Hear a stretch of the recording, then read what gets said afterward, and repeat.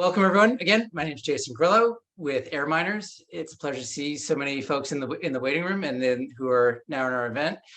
A couple of items before we get started, just to say that our event today is about companies from our Launchpad program who have sold or are selling carbon credits. And that's important for us because in AirMiners, we are on our mission to remove the first 1 billion tons of carbon from the atmosphere and its equivalent by the end of 2030. So how to sell a carbon credit, how teams have done it, pitfalls, challenges, and opportunities are what we want to unpack in the discussion today. To that end, we have Adina Mangabat, who's our AirMiners Launchpad Accelerator Director. Hey, Adina. And looking forward to having her lead and moderate the discussion today.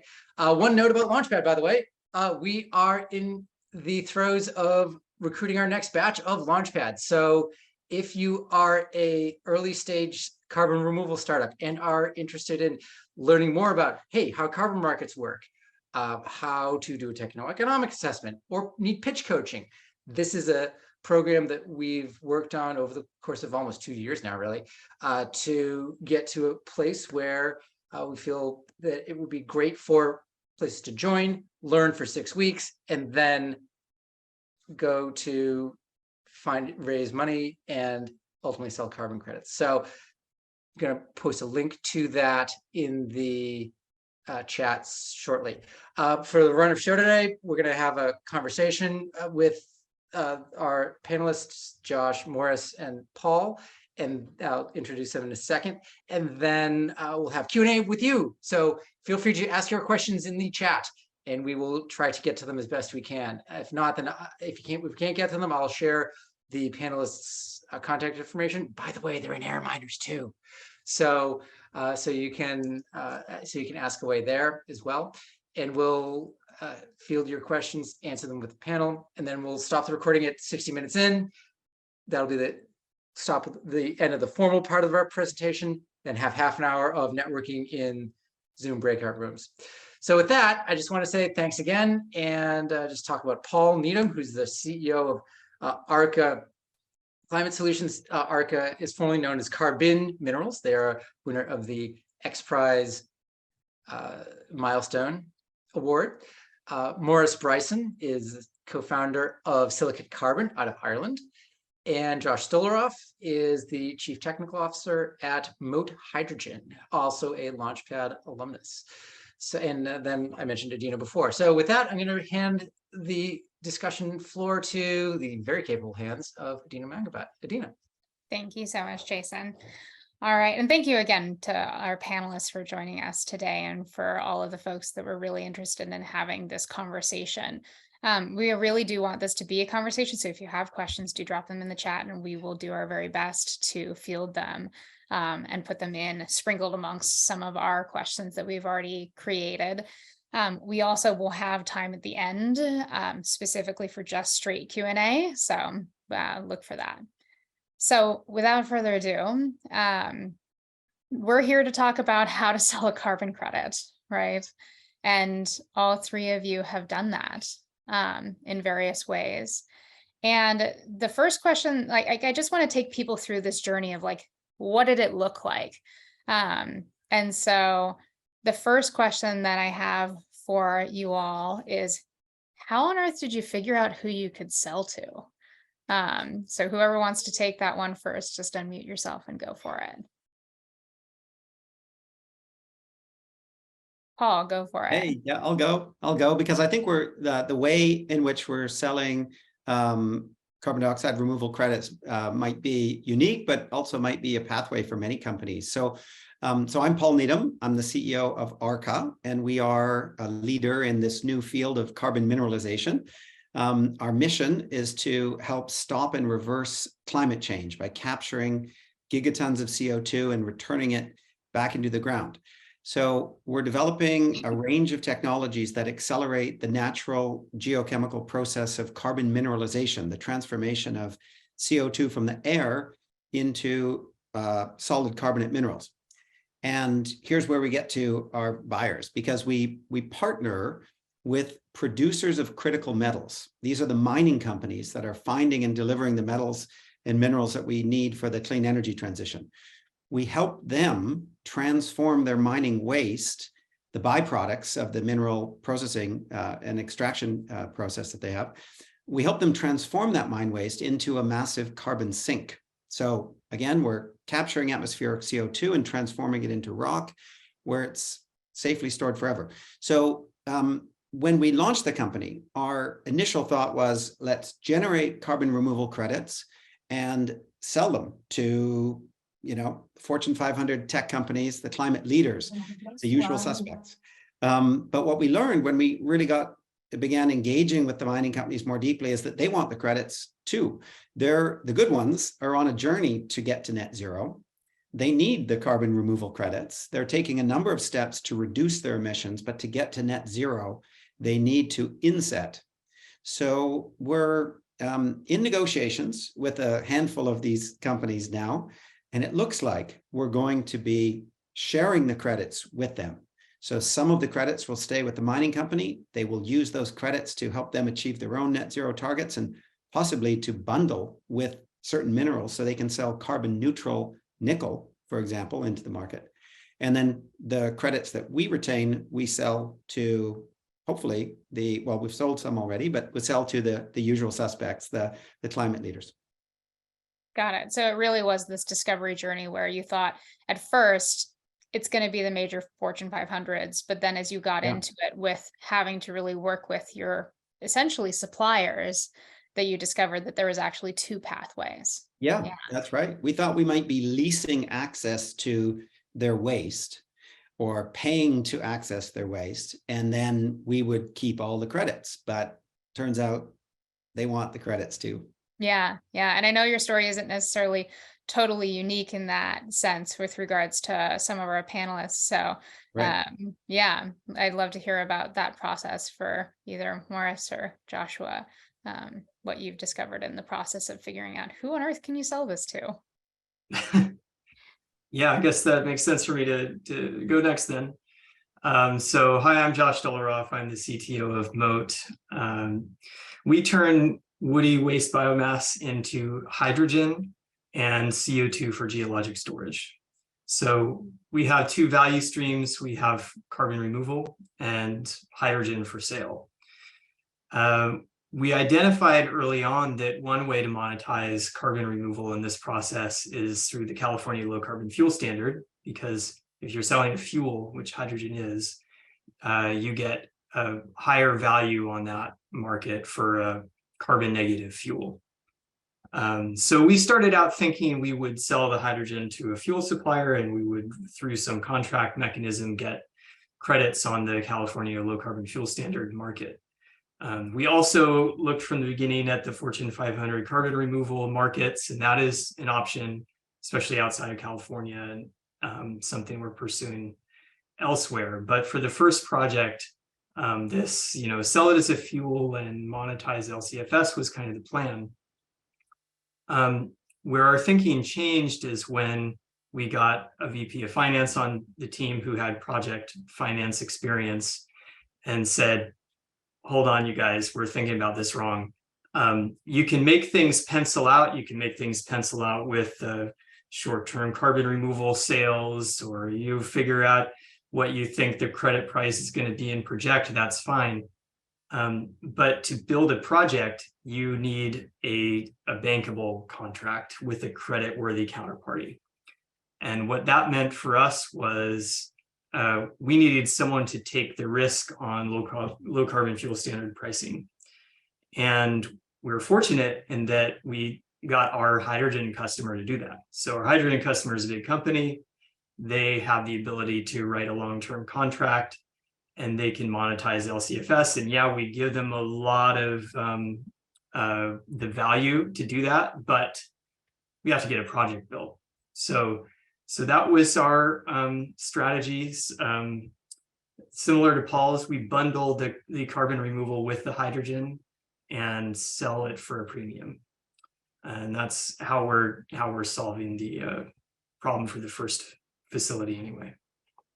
Very good. Yeah. And I hear that there's the first facility piece and it could change in the future, but for now, it is a way to make everything pencil. That's right. Got it. Got it. Morris, what about you? I think kind of a mixture of both approaches, perhaps. So my name is Morris. I'm the founder, like a CEO of Silicate, and we're an enhanced weathering company based in Ireland primarily. And we take waste concrete, so surplus concrete from the building industry, crush it, and apply it to fields to amend pH in soils, which is good for crops, but also to capture CO2. So I think, you know, the usual suspects for selling credits to, and I think our initial goal was not to sell straight off the bat. It was to do really good research, build a really strong understanding of what we're doing and what we're seeing in the fields. Because ultimately, when you want to sell something, it's building trust with someone you want to work with.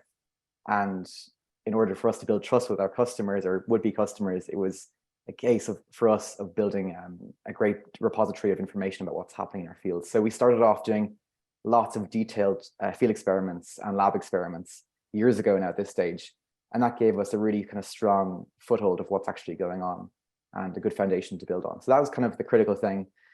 And I think just going back to what the guys were saying around kind of pivoting to different customers. So we work with farmers to capture CO2 in their fields using the soil as a medium to capture the CO2. And as I'm sure many of the people on this call are aware, you know, agriculture is a big source of emissions. So around a quarter of global greenhouse gas emissions come from agriculture. So if we can help farmers to try and reverse this trend through what we're doing, that would be great. And this kind of insetting model that Paul was talking about could be really relevant to agriculture as well. So we're definitely exploring that opportunity as well, because for us, all we want to do is remove CO2. That's the overall goal. And whether it's selling credits to somebody else or insetting with agricultural companies, it's all the same. It's helping to stop climate change. So yeah. Very good. I just want to get a sense, and I'm sure that Joshua and Paul have some thoughts on this, but how critical did you find that the science piece, like having really good data, was critical for building sufficient trust to be able to sell a credit?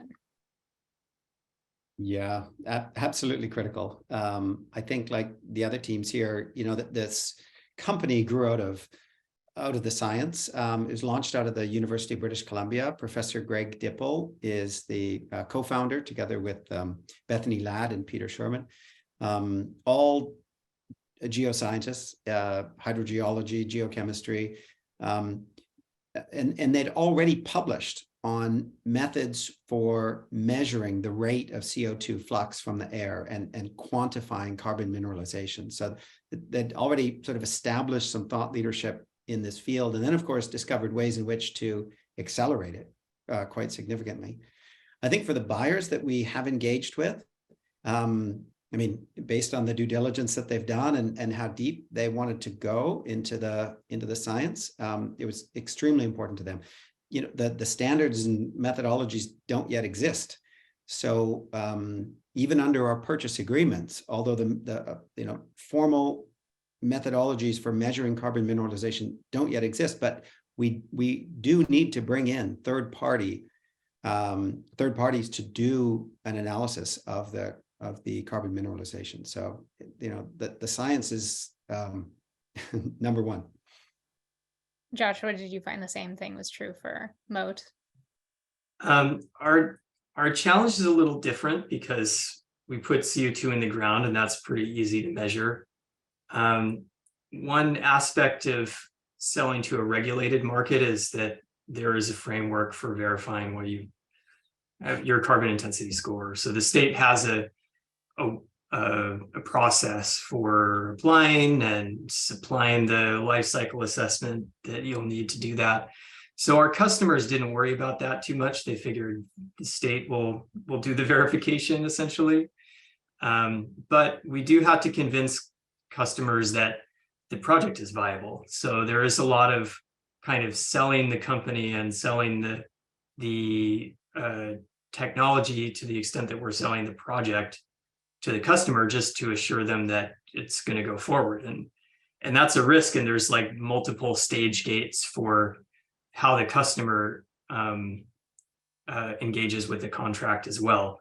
But that's, yeah, it's a similar sort of process as you sell to investors. You got to convince the customer that that they're not taking a big risk on the project.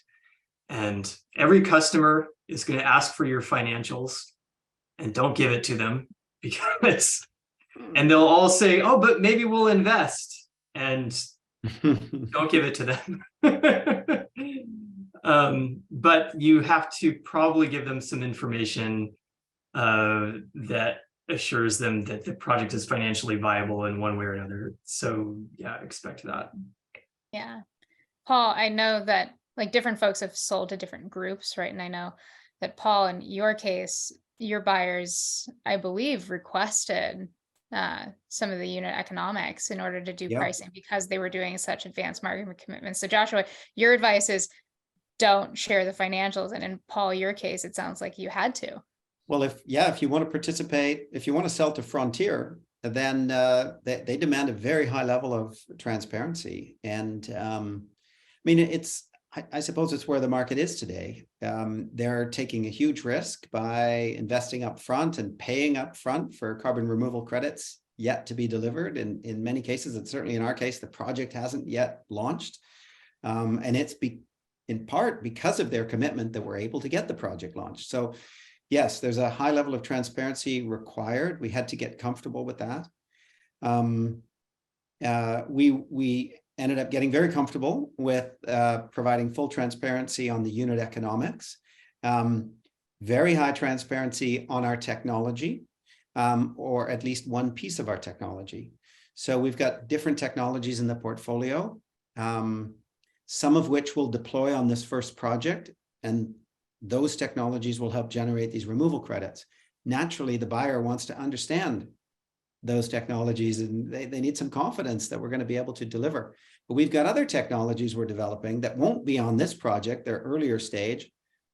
Buyers were very curious about that technology too, but we weren't ready to really disclose details on that yet. So, we had a discussion about what we can and can't disclose just yet. Understood. I'm sure that people that are doing this for the first time want to understand, well, how long does this process take?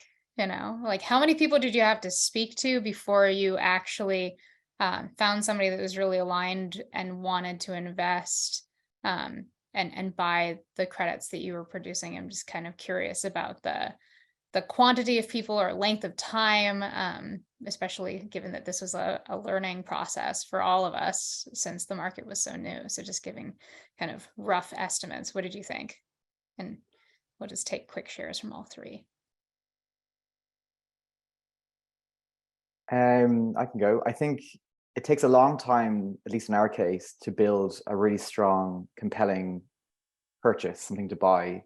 And so if you were to ask me, it took us years. It took us a long, long time to build up great science, great partnerships, to be able to say, yes, we can sell you something and actually deliver on it. So yeah, I think it took a long time to build that kind of part of the business. And then for the contracts, that can range for a few months, I suppose, because it's backwards and forwards, and you're interacting with some big companies. So we're all probably by our nature much smaller than the people who are buying from us. So there's those interactions as well. There's one thing I wanted to pick up on, though, from what the guys were saying before about transparency. And I think this is really, really critical as well. So, building trust in what you're doing, what you're trying to sell, building partnerships, being transparent about the challenges that remain with what you're offering, because none of our products are finished yet. We're all still kind of working and iterating on them, making them better. And I think when you're working with potential customers, they want to help you improve. That's the whole point of these kind of pre-purchase agreements, is to get your solution to the next level, to scale it, to make the costs come down over time. So if you can be really upfront with where you're struggling and how you're working to find a way around those challenges, I think that can also help just build trust in what you're trying to do. So, but yeah, I think years and then months for the actual contract bit of it all. I'll agree with years and months. Yeah, from first conversation to a signed binding contract, 3 years maybe. but when we're more mature, the conversations went faster.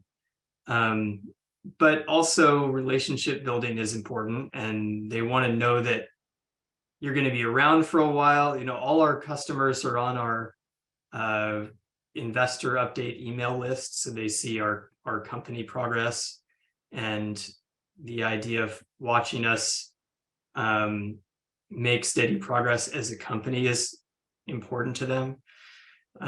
So yeah, you can't overestimate the amount of time you need to develop customer relationships. Yeah, I'd concur. I mean, it was years of science. Professor Dippel's been working on carbon mineralization for over 20 years, and done a number of research projects with mining companies. When it came to finding the right partner for our first big commercial pilot, that negotiation's taken about a year. Very big global company, many layers to the company, many different stakeholders, difficult for us to understand how to navigate that. But I think we're very close. We've got the MOU signed and all the key terms agreed. For the buyers, I mean, for the, for Frontier and for Shopify, they have quite a structured process. And we just followed the process and provided all the data and information that we could. And they run a tight ship, like a great process. They've got scientific advisors. They've got deep technical expertise on their team. So, they went through our TEA in great detail, provided some feedback and tough questions. But the timeline always felt clear with them because they're running such a structured program. Yeah, that answers some of the questions that I had, like a little bit further down the pipe here, which was just like, what does the process actually look like? What are the steps, etc.? And it sounds like for Frontier Shopify, it's pretty laid out. There's an RFP, you answer the questions, they come back with questions, you answer those, and you're advanced or not. And that's that. But for the other groups that you're working with now that are not Shopify, that are not Stripe/Frontier, I'm just curious, like what you have seen be the major differences, the process that's happening now, just that way people can get a sense of the range of what to expect as they go out into the market and actually attempt to sell. I've had several companies and some involved in B2B sales. I also have advisors that remind me best practices. And one of the best tools that I found in dealing with very big companies is to always repeat back what you think you heard, send it across in follow-up emails, in a so-called vision letter, describing what you understand you heard and what their needs are, and giving them everything they need, reflecting it back in writing, so they can take that document to other stakeholders that they're dealing with internally. That has really helped move things forward. When we were able to send across, we do it with all the companies we're working with, but you write up your vision letter of how it's almost a proposal, but it's kind of higher level. And then this is a tool that your point of contact at the company uses internally to talk to their boss, to talk to other stakeholders in the big company. That little trick has been very helpful for us. Yeah, sure. The process for us, which is interestingly kind of similar between our hydrogen/carbon removal customer, our a couple of our corporate and technology partners, is you talk, you have some meetings, and then a letter of intent, a non-binding letter of intent, and then a term sheet. This is price and quantity and length of time, these sort of basic. This could be like a 2-page document of the terms that you would want to have in the contract. It's non-binding, but it does have a lot of weight. And you can do those first 2 steps together. You can do the letter of intent with a term sheet attached. And that sort of skips a process, because each one of these documents is going to have to wind through several layers of corporate leadership and lawyers. And then there's another optional step, which is a binding term sheet. We haven't done that yet, but I'm aware it exists. and then the long form contract, the legally binding thing, which is like an 80-page expensive palooza for the lawyers. So that's kind of the landscape for us, if that's helpful for anybody. And getting each of those stages is useful for different people, for investors, for project partners. It's a lot better to have non-binding LOIs than nothing. It's a lot better to have term sheets than unspecified LOIs. Of course, if you got a long form contract, then you can start borrowing money on it and things like that. So it's, yeah, this multiple stage gate process. What I might say, Adina, just before you pose another great question to us, is behind all of these kind of acronyms and kind of sales talk and business talk is it's working with people. You know, it's building partnerships with your suppliers, the people you work with, your researchers, and then eventually your customers. And I've really found that it takes ages to build good, strong relationships, but once you make those relationships, the rest kind of falls into place. So yeah, don't underestimate how long it takes to build good relationships, but that's what gets you going, I suppose. It's fundamental to everything else, is having good trust with who you're working with. Absolutely. How do you figure out who the right person is? That's one of the questions that we've seen like laced throughout the Q&A that's coming in through the chat, is like, who on earth do you talk to at these companies? Is there a title, or how do you find the right person? I can't give a good answer to that. It all just happened very naturally for us. I think it's always been just kind of falling into place.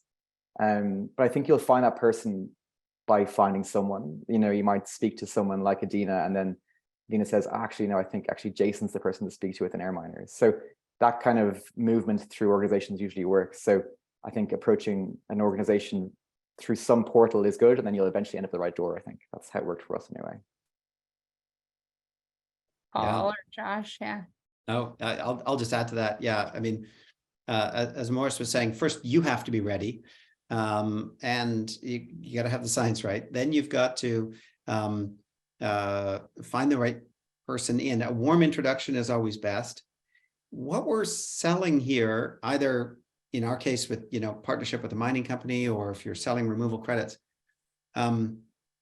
if you have to convince the buyer or partner that they need to do carbon removals and they need you to help them with that, that's too much. Best to find someone and a company and a partner who's already committed to net zero, already talking about using multiple strategies, and obviously open to and interested in hearing about something like this.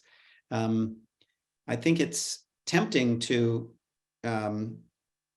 try to convince, I mean, because we're all sold on the importance of carbon removals. Not every company, not even every company with a net zero commitment, is convinced that carbon removal should be part of their strategy.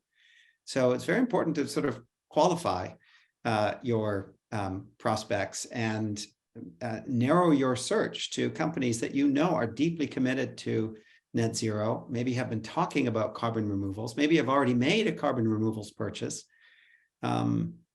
Yeah, start with the early adopters that are ready to go, and then you have an opportunity to talk about the advantages of your approach. I agree with all of that, and I'll just also add, go to conferences and talk to people, and lots of people are willing to make introductions. There's no single solution. I mean, cold messaging people on LinkedIn has worked for us in some cases too, looking at people who you think would be interested in what you're doing. So yeah, all of the above. Thanks everyone for sharing all of that. Okay, new topic, sticky one potentially. Price. People want to know, like, how did you do price negotiations? How did you think about cost per ton, all of that stuff, or price per ton rather? Curious about how you went through the pricing process. I'll go, actually, that's okay. Again, just going back to the way I answered the previous question, or the first question, you know, we had spent years doing this in action in the field and realized what it took to get what we wanted to do. So to capture that ton of CO2, we learned what it took to get there. So all of the input costs to achieve that ton of carbon removal, we knew what it was. So when it came to pricing our carbon credits, it wasn't some kind of finger in the air kind of moment. We already had the I guess, the spreadsheets to fully do it. So it was quite an easy step, I suppose. But costs have changed, so like costs change for us now with the price of diesel, for example, that's gone up obviously over the last 12 months and things. So things do change. So that's there. But again, transparency, our customers, when we're talking to them, they want to hear about, okay, what are your cost drivers? What's causing these things to change? And I think, again, being transparent with those and upfront is really good. Again, building trust, which is something I want to get across, I think is important. Yeah.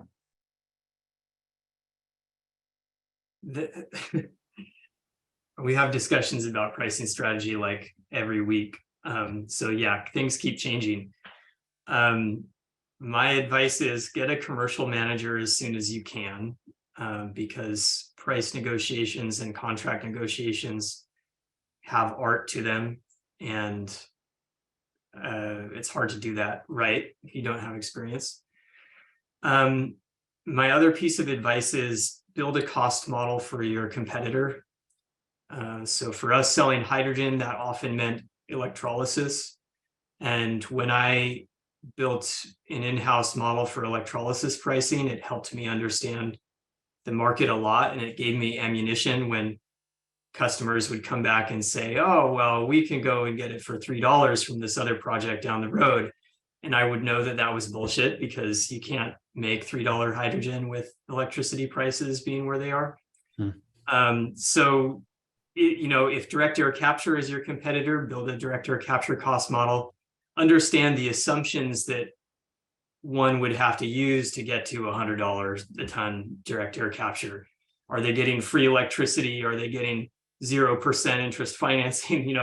Like, you can turn the knobs and see where you get to different price points. And that understanding I just found very useful. And I expect you will have different sort of nearest competitors in your different business models, but try to understand those and have an internal conviction about what your customers' other options are. Yeah, for us, I mean, I would advise reflect on what your objectives are. In our case, our objective is not to make a margin at this point. It was to get an agreement, a purchase agreement. It was to recover our costs, and it was to get the first of its kind pilot project going with a big global mining company. So with that in mind, we were comfortable with the transparency that Frontier and Shopify required, and we're just open book about all of our costs and assumptions, and we have a long risk registry of what could possibly go wrong, and the mitigants that we have planned to address those. So now that's just, I think, the nature of the market these days. It's not going to look like that maybe in 5 years, where there'll be more opportunities for margin, and but that's the market that we were selling into today. I have a question coming in from the chat, which is from Rachel, part of the Union of Concerned Scientists, which is around how do you decide who you're going to sell carbon removal credits to make sure that carbon removal is doing what it's actually supposed to be doing. So I'd love some shares about that, because you've talked to a lot of different folks, and how did you decide who you were going to sell to and who you were not going to sell to?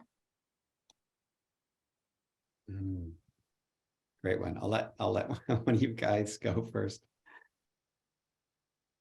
Sure, I can give it a shot, but I probably won't answer super directly. We're trying to sell something that is potentially very hot and cold for some people. Carbon removal credits, carbon offsets, they often have a bad reputation.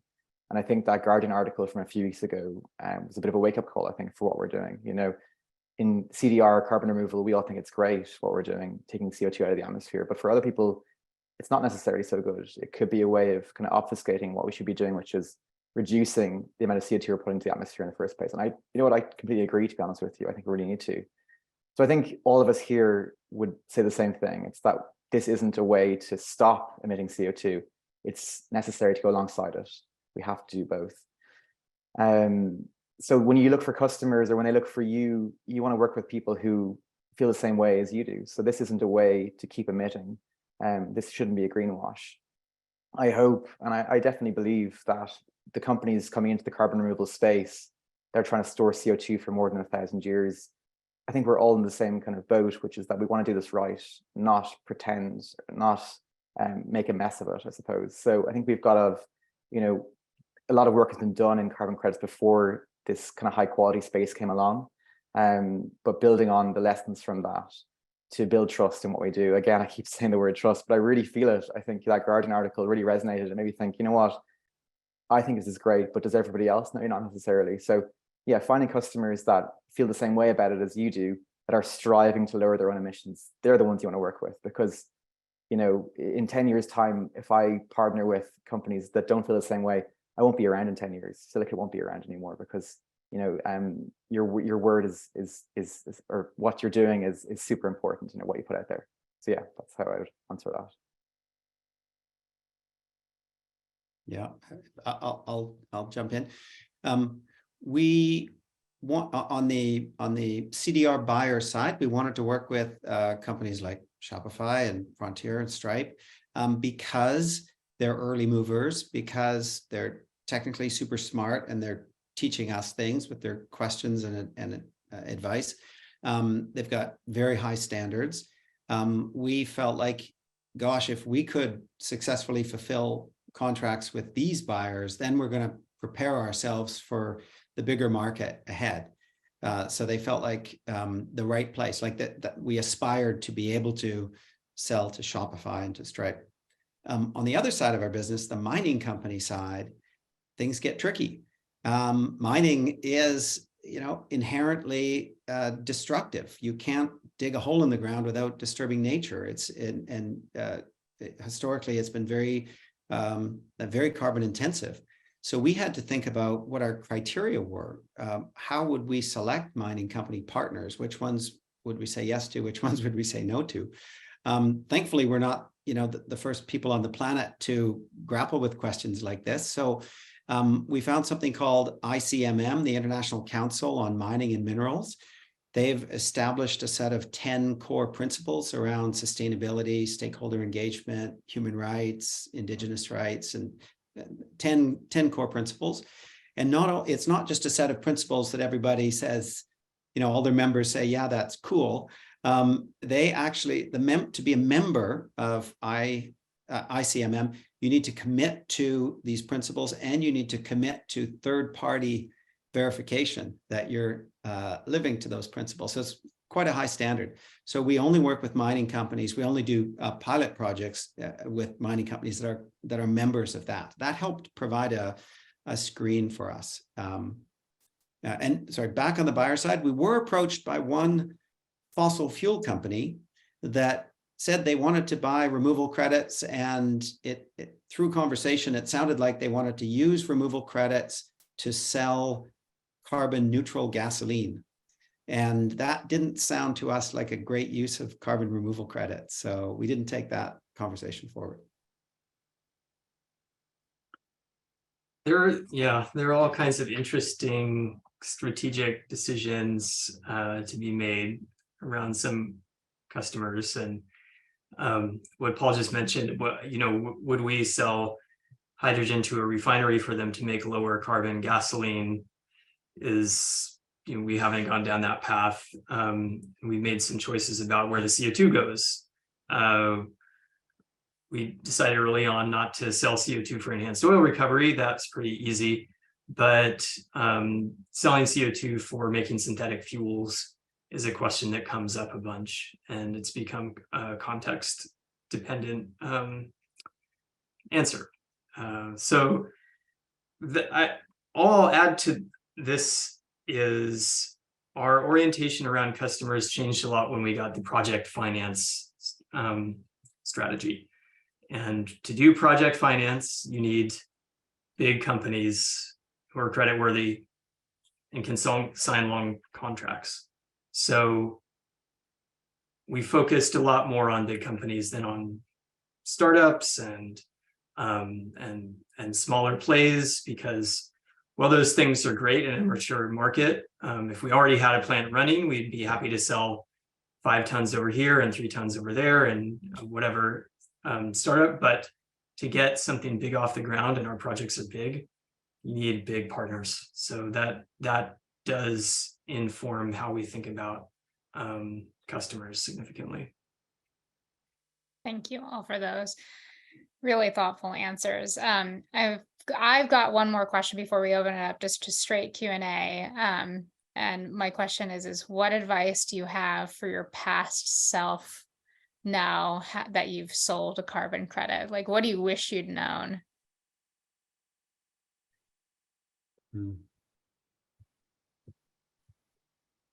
I'll say again, hire a commercial manager as soon as you can. And not just for doing negotiations, but relationship building is an art, and it takes a lot of time. And for you as a founder to spend a lot of time relationship building means that it'll take away from other things that you're trying to do. So yeah, if you can, get somebody on your team who can do that.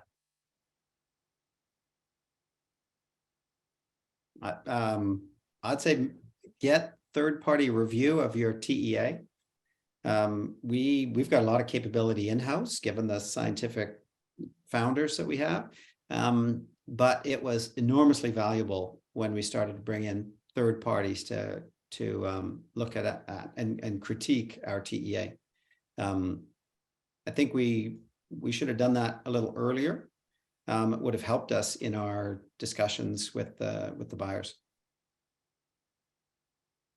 And for me, a bit of a niche one for any enhanced weathering people here, measuring soil waters to see bicarbonate level enhancement is critical for proving that you're removing CO2 with enhanced weathering. And we've learned that supply chains are very slow. So a critical piece of infrastructure for us measuring this are laysimeters, and they took a long time to arrive. So I think I would have ordered those way more in advance, which I've done now recently, actually. So that was a lesson for myself, is over order and order way earlier than you need. Yeah, sounds like specifically for the MRV Yeah. category. Yeah, I mean, I think that's probably across the board is, you need your MRV to be able to sell. And so make sure you have whatever it is that you need to do that well in advance. It's good. Well, we're going to open it up for Q&A. I know that there were a ton of really great questions in the chat. We tried to consolidate and answer some of those as we were going, but if you have an unanswered question, please raise your hand, your virtual hand, and we will take questions in order of person who shows up first with virtual hand. So who wants to go first?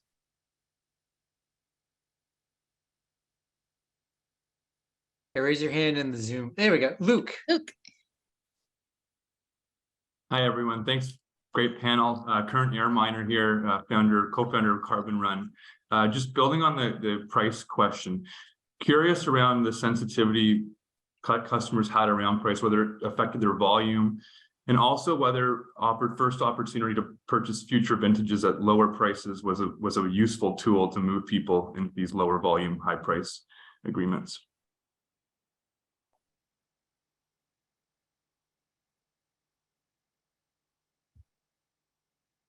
If I may, so Frontier and I believe Shopify too, they sort of have a total dollar value in mind per purchase.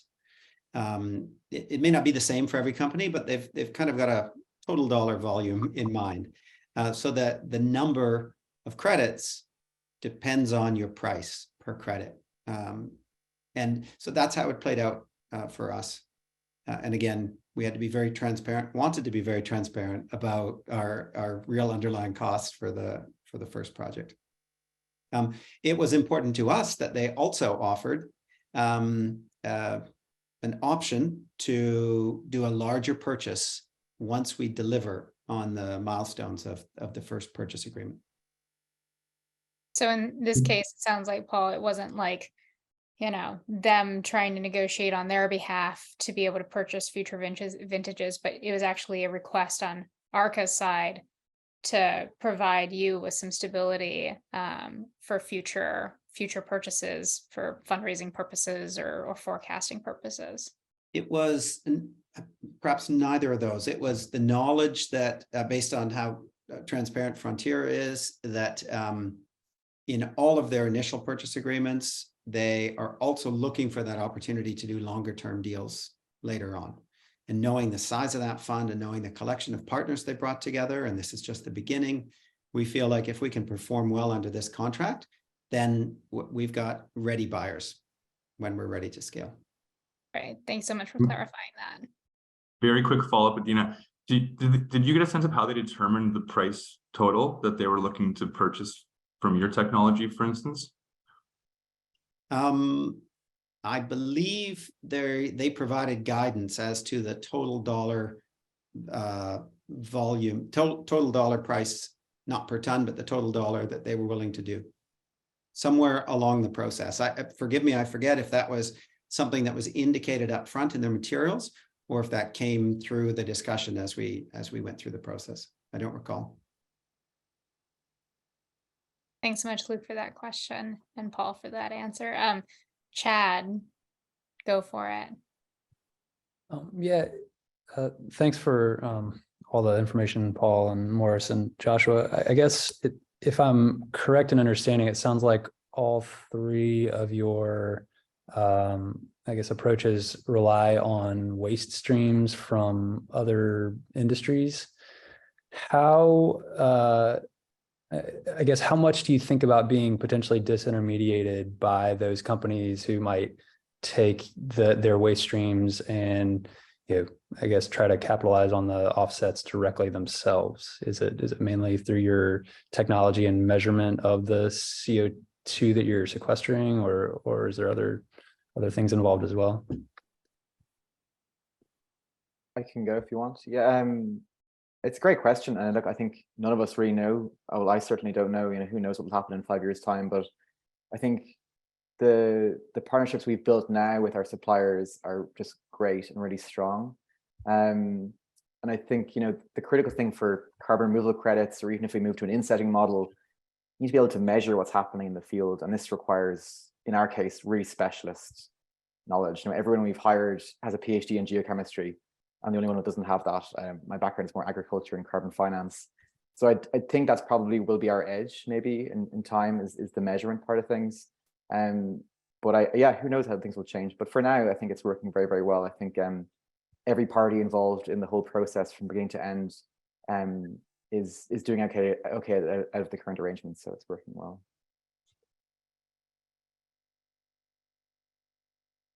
For us, there's not a huge risk that suppliers of waste biomass will want to build their own gasification plant. It's maybe non-zero, but it's pretty unlikely. So that's, I guess, not something we worry about. Yeah, I'll say the same, that we've developed a bunch of IP that accelerates carbon mineralization. So we can make more out of their waste stream than they could possibly do themselves at the moment, because we have this IP. Thank you. Thanks, Chad. Dougal, go ahead. Yeah, hi, everybody. The first thing I would say is I work for a company called Aspiration that is actively buying carbon credits. So I put my email in the chat. One way to sell it is just to send me an email. But I was going to ask, how important is having a verified methodology been or not been? So kind of in the way I see it, there's kind of the traditional registries, the Veras, the gold standards, ACR, CAR, and then there's a few more kind of upstart ones like Puro. And has that ever been a part of the discussion? Has it ever scared a buyer off? Are you interested in developing methodologies so that there is a verified methodology which opens up bigger markets? Just everything around that, basically.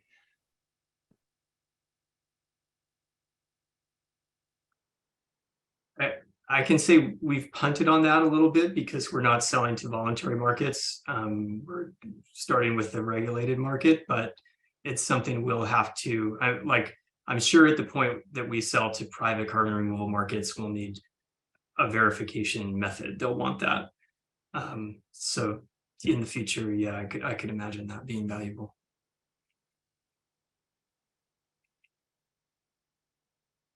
Morris, did you have anything to say on that?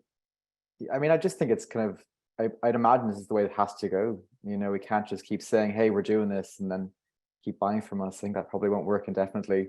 How we do it currently is, you know, we just use science. We measure with cold hard science several different ways in the field how much carbon we're removing, and then, you know, we peer review that essentially, you know, and with lots of the scientists that say, yeah, that makes sense, that checks out, and that's proving that we're removing CO2. This will transition eventually into a more formalized methodology. And for enhanced weathering, I think we want to set the bar really high for, you know, measuring in the field and not relying on models, say. And for us, this will take more time. Again, I think coming back to what I was saying before, it's been many years for us doing our own research, building on loads of other enhanced weathering research to be able to get to this stage. And I think to get this methodology to a really high level standard is another couple of years away, really. But our overarching goal is to get there for sure, and we're working on it all the time. But it's to set the bar really, really high, that we're measuring in the field, and that it means that, you know, to prove that you're doing enhanced weathering, carbon removal, you've got to reach this bar. I suppose that's kind of our goal. Yeah, I think we all agree that, you know, that the market will never achieve gigaton scale until we've got the standards and methodologies. In our context of carbon mineralization in mine tailings, methodologies don't yet exist. There's a lot of information in the public domain, a lot of research that has been published on how you measure CO2 flux from the air into the tailings, how you measure total inorganic carbon content in the material itself. That's well established. The science is there, but it hasn't been fleshed out into a methodology yet. But we're doing everything we can to support that. So there are initiatives going on, and sometimes at the in compliance markets. We're feeding in wherever we can, and in voluntary standard developments, there's a few initiatives going on, Pure Earth, Vera, and some other organizations that are developing. So we're just trying to help and advise and provide input to support that development. Craig, Cool. go for it.